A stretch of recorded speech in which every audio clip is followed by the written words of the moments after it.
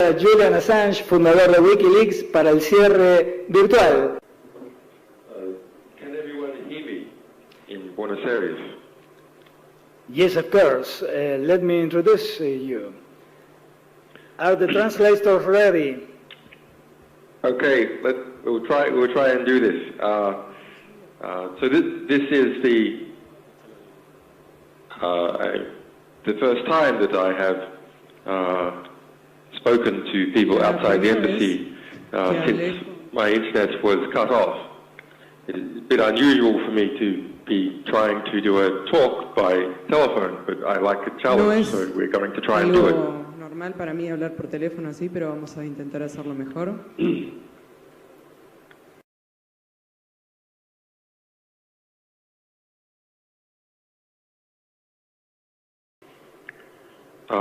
So first of all, thank you to the Computers Workers Union who've put this event together and organized it.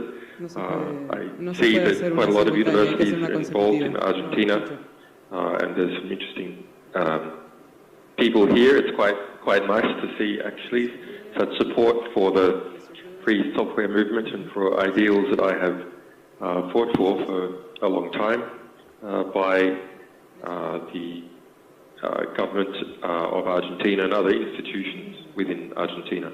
Please, Julian, give us just a minute to explain to the public here what is happening exactly. Could you give us a minute? Okay, well, thanks. First of all, let me just introduce myself. Okay. Go ahead. My name is Julian ASSANGE. I'm the editor and founder and publisher of WikiLeaks. I have a technical training. I taught myself to program when I was 13 and became a computer hacker or explorer of the world when I was quite young from Australia.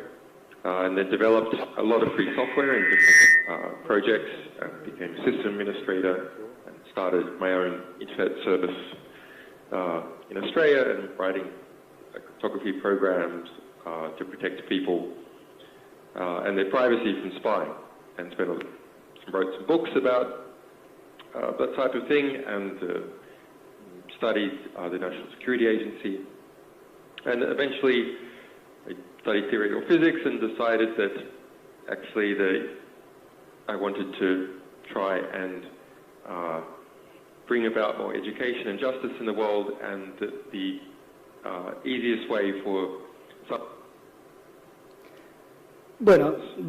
the Democratic primary election between Hillary Clinton and Bernie Sanders principally had been rigged in favor of Hillary Clinton by the committee that runs the US Democratic Party in many different ways, including pushing out fake stories that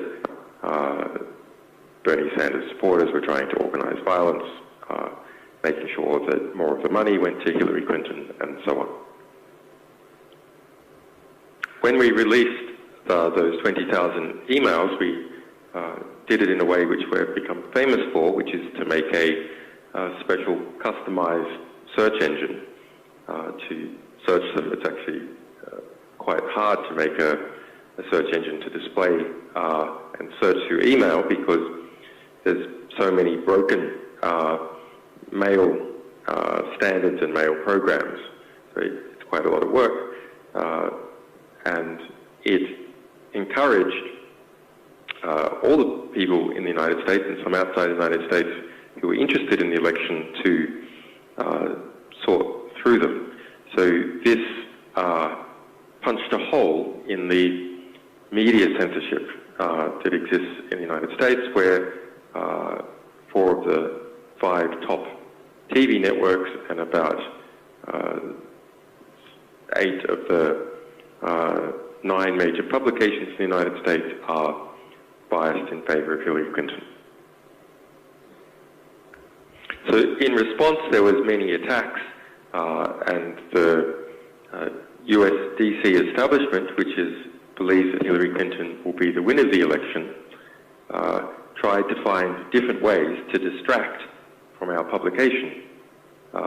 They, first of all, tried to say that we supported Donald Trump just because we were criticizing Hillary Clinton.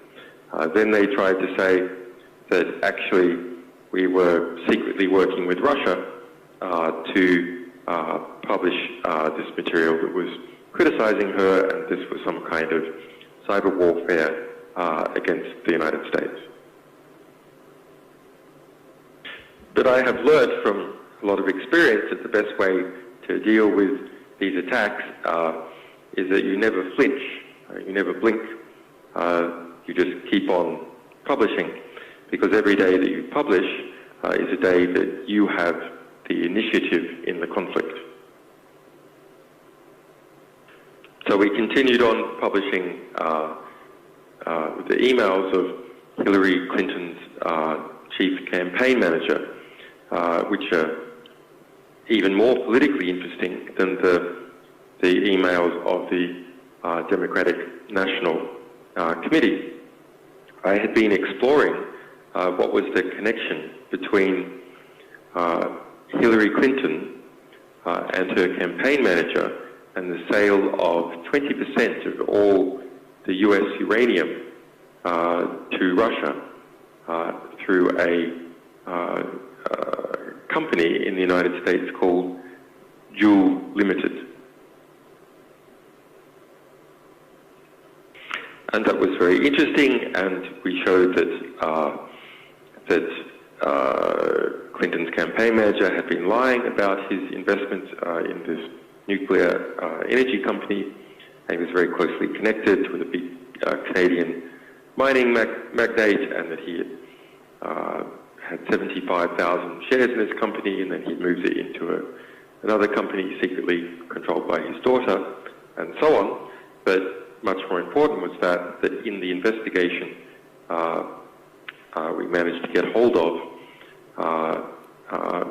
more than 50,000 emails related to Hillary Clinton's chief campaign manager, John Podesta.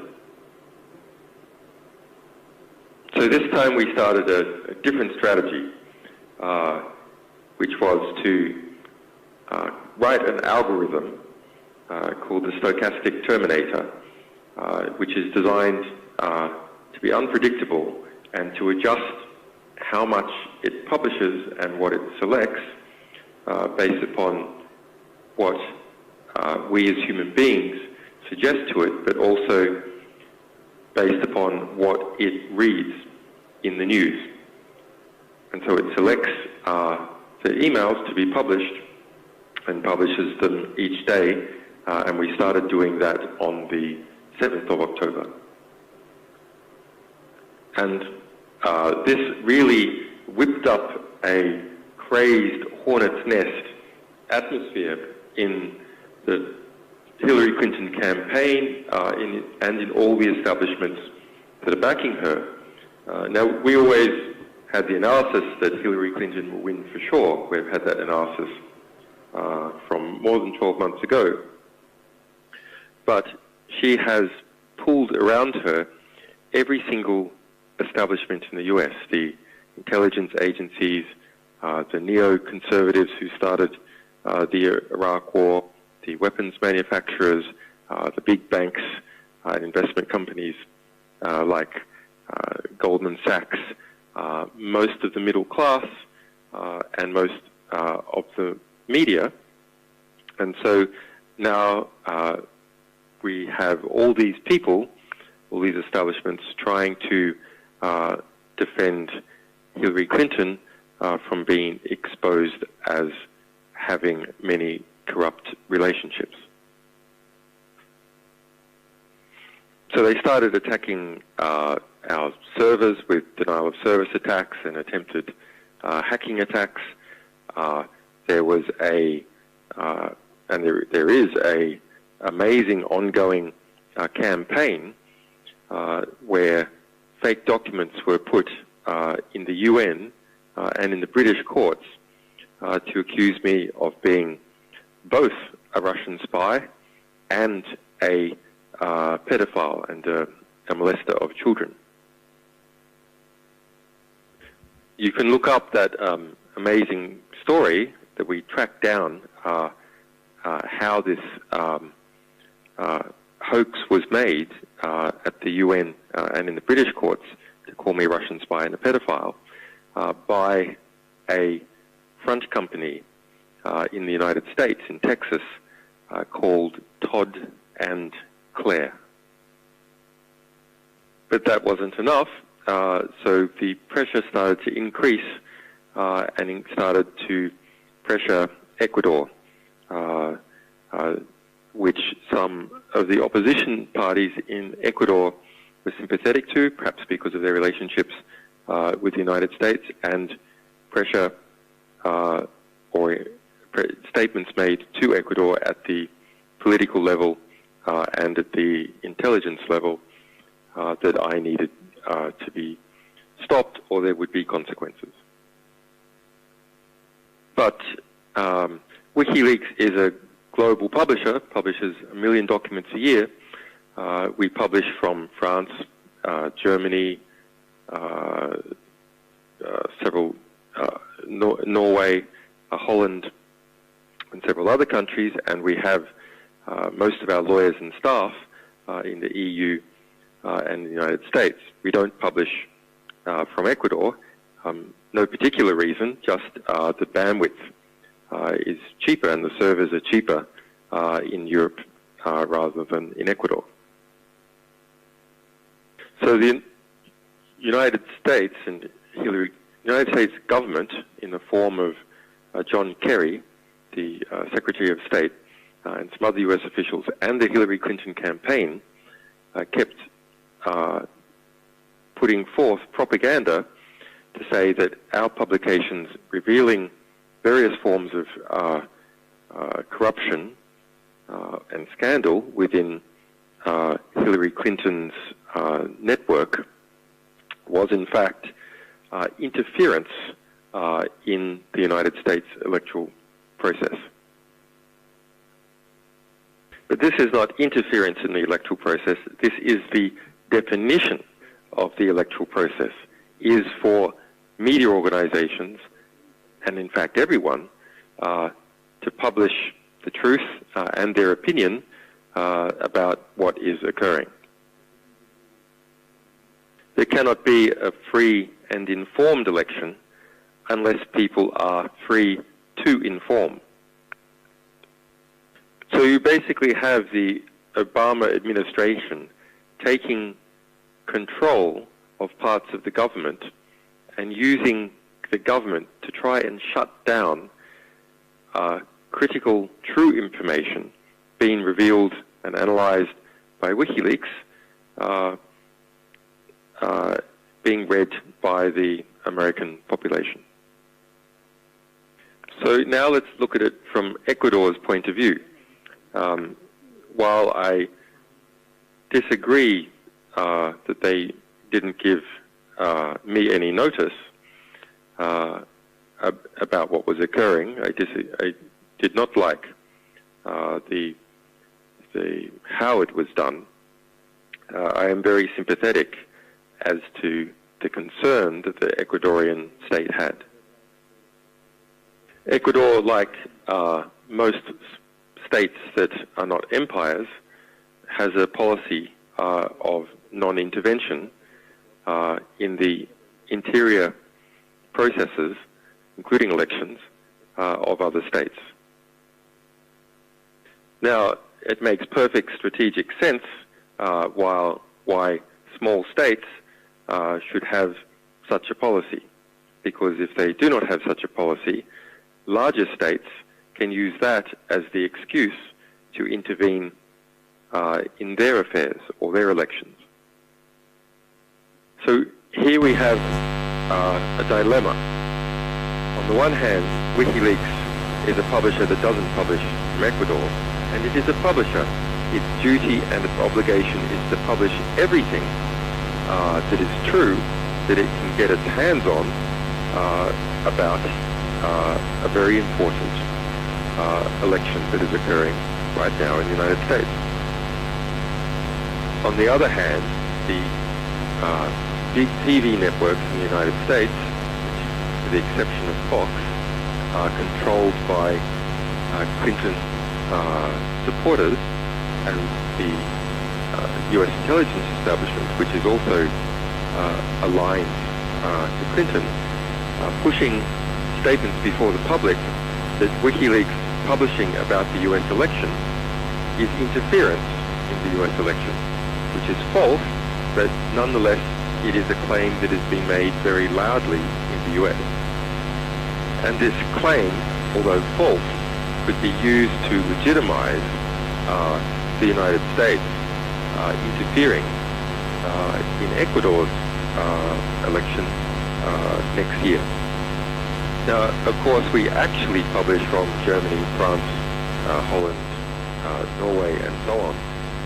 The United States has, as far as we're aware, not tried to apply significant country pressure to those countries. But I am a symbol as the ideological leader of WikiLeaks, and that symbol is being protected as a political refugee by the state of Ecuador. So they think they can go after the symbol, and they think they can bully or try to bully Ecuador because it is a state in Latin America that's not the size of Brazil. So we end up with a strategic position by Ecuador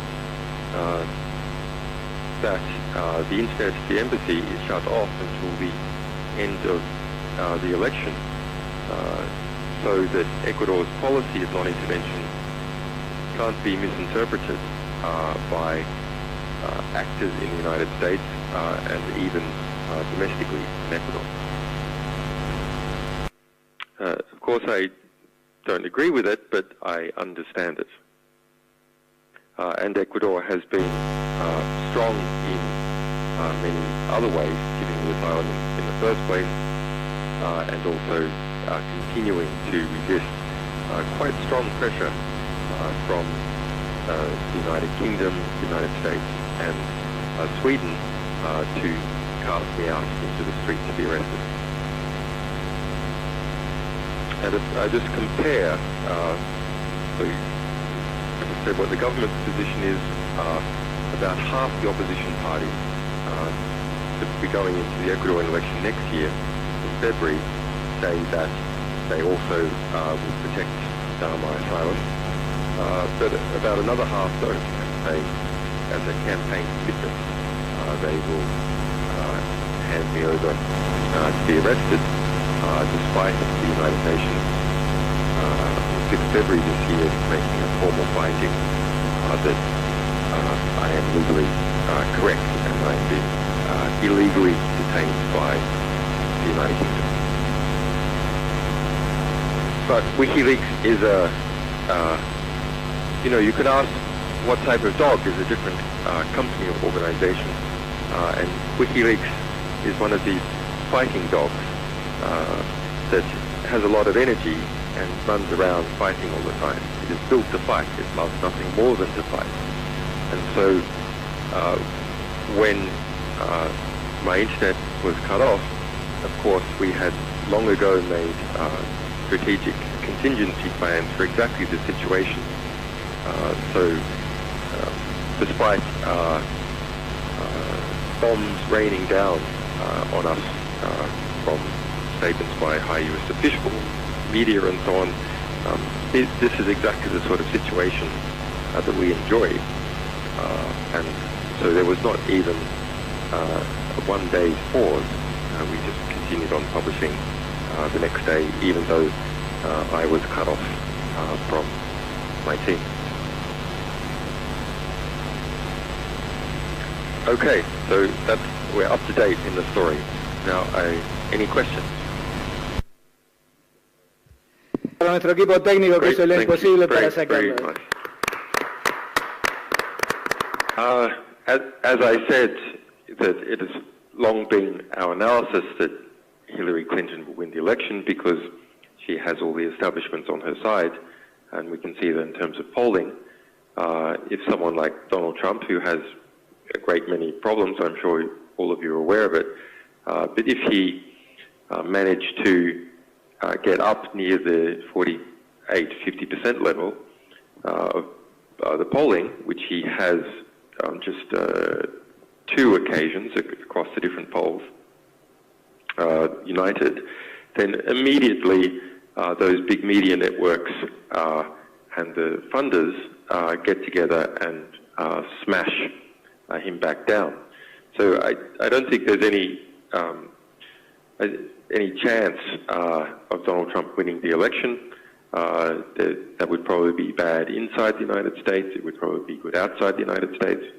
But even with the amazing material that we are publishing and will continue to publish, because even though we publish it and there's a lot of people on the internet reading it directly,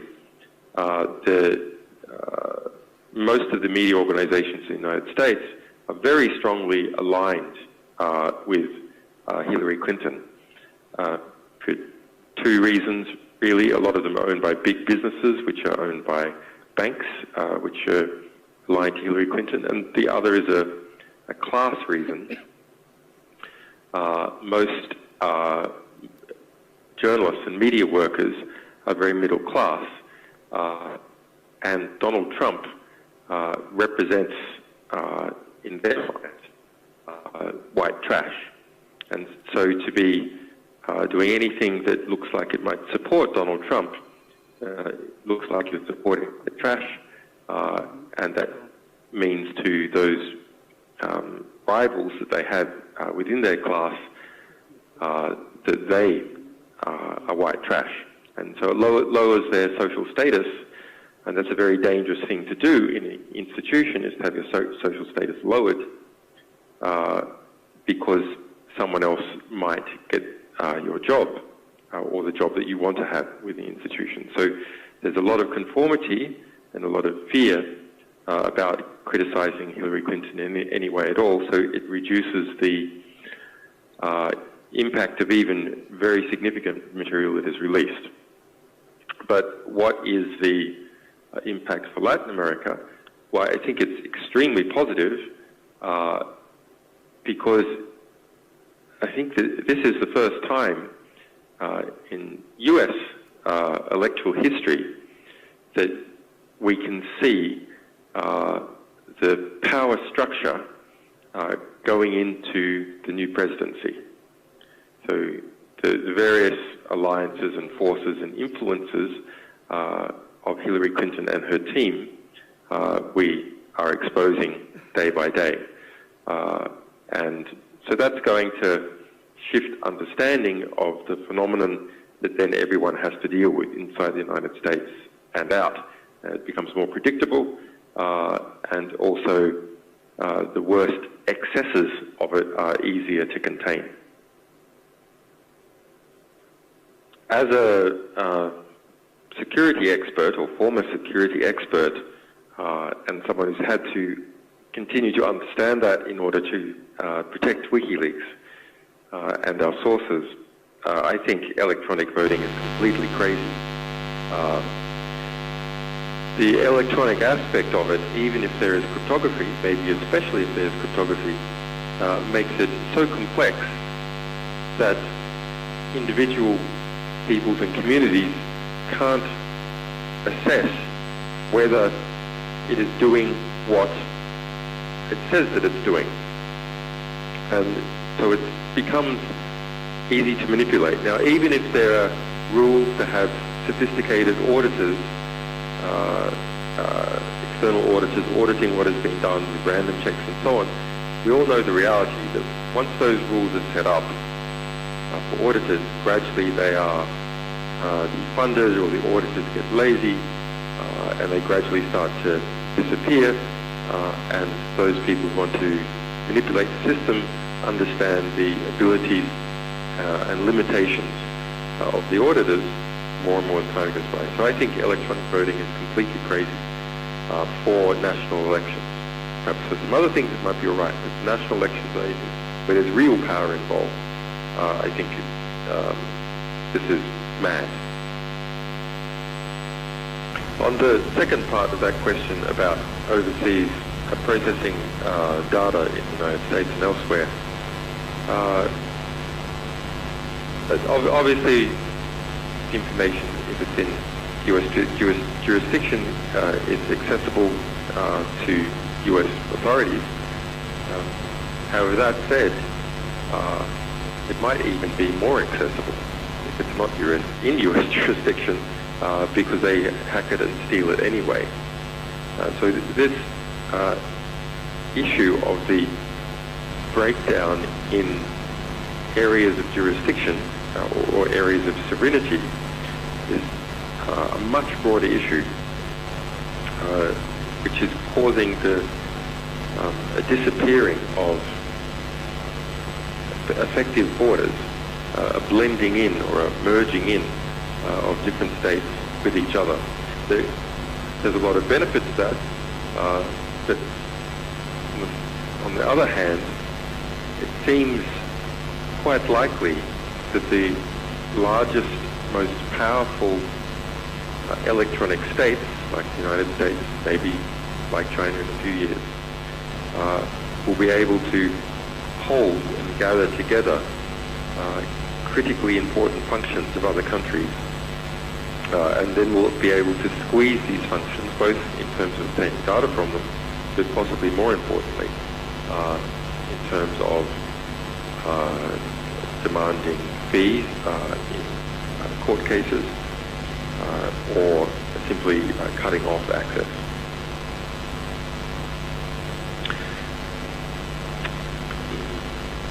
The power structures of the whole world are becoming computerized. That shouldn't be any surprise to anyone in this room. And therefore we, as technological workers, can have a unique ability to shape the power that is to become, and not simply be useful idiots, which is how politicians and generals and company executives think of most technical workers, but rather be intelligent, skilled technicians that understand not just about our technical labours, but understand how our technical labours interface and facilitate the evolving structure of international civilization and, of course, within our own country. Now, efforts to establish our own rules and our own culture in, say, the free software community have produced really quite important advances, but at the same time, some of those advances, like free software, are also being treated as a common and gobbled up by ever larger corporations like Google, or ever more abusive mega government institutions like the National Security Agency, which uses Linux and free software all over the place. That's nothing for us to be proud of, that the fruit of our minds is being used in that way. That's rather something to be ashamed of, that the fruits of our mind can be taken and repurposed in a way to make the world that we live in less free and less humane. So WikiLeaks is the vision that I had for using my technical skills to do something about some of these problems, but there's many other ways in which one can do it. I think the important thing is to kind of look at what is happening in the world as the rest of the world's power structures coming into our domain, and try and thereby exercise some influence over the situation, rather than seeing our domain as something that is being gobbled up by these existing power structures? It is a very important question. One of the major power elements in society, one which shapes our thinking about the problems that we have, and our solutions to our problems can only be as good as clarity of our thinking, is of course the media, the mass media. And we're also shifting into control from social media. So why social media and easy internet publishing has broken through a lot of the censorship on behalf of various establishments that the mainstream media has been performing. At the same time, there is consolidation in the owners of social media that is leading to various forms of censorship. There's a great book that's been published in Argentina. I think it's in Argentina, it's definitely in Spanish, called Wikimedia Leaks. And that is an analysis of the Latin American media looking at the cables that WikiLeaks published showing the relationships between the US State Department and the various media oligarchs in Latin America. Now, why did a separate book have to be published on that? Well, because obviously the Clarion Group was not reporting about the Clarion Group, and there also exists a type of truce between the different media owners and even amongst journalists to not report critical information about these groups that, or individuals that you would think would be rivals, but they're too scared to get into a media war with each other, so they tend to censor news that is critical of the media. Now, in the one of the things most remarked on by our recent publication about the DNC and Hillary Clinton's campaign is how many unethical journalists were exposed. So journalists who were checking to make sure that Hillary Clinton was, or Hillary Clinton's campaign manager was approving of what they wrote, private parties with more than 65 different journalists where they didn't report on anything that happened at the party with Hillary Clinton or her campaign manager John Podesta cooking together and so on. But you're right, the full archives of the New York Times or the Clarion Group or CNN would make a very big difference to people's opinion and help to understand those power networks. We did it for Sony Corporation. Sony Corporation, while it's not a news corporation, it is a media corporation. And that showed very interesting things. For example, that Sony tried to do a deal with UK Prime Minister David Cameron at the time of the Scottish referendum in 2014 to not air a TV series which was pro-Scottish until after the referendum. So he met with David Cameron, and that was the strategy letter going into that meeting. They wanted to do that, and what could they get from Cameron? Well, they could get some tax concessions from the UK Prime Minister in exchange for killing off this TV series about Scotland, which would increase Scottish nationalism. So those sorts of games are at play in all the big media groups. De acá de la Asociación Gremial de Computación. Gracias también a nuestra compañera traductora, ha hecho un impecable trabajo. Thanks guys. Stay strong.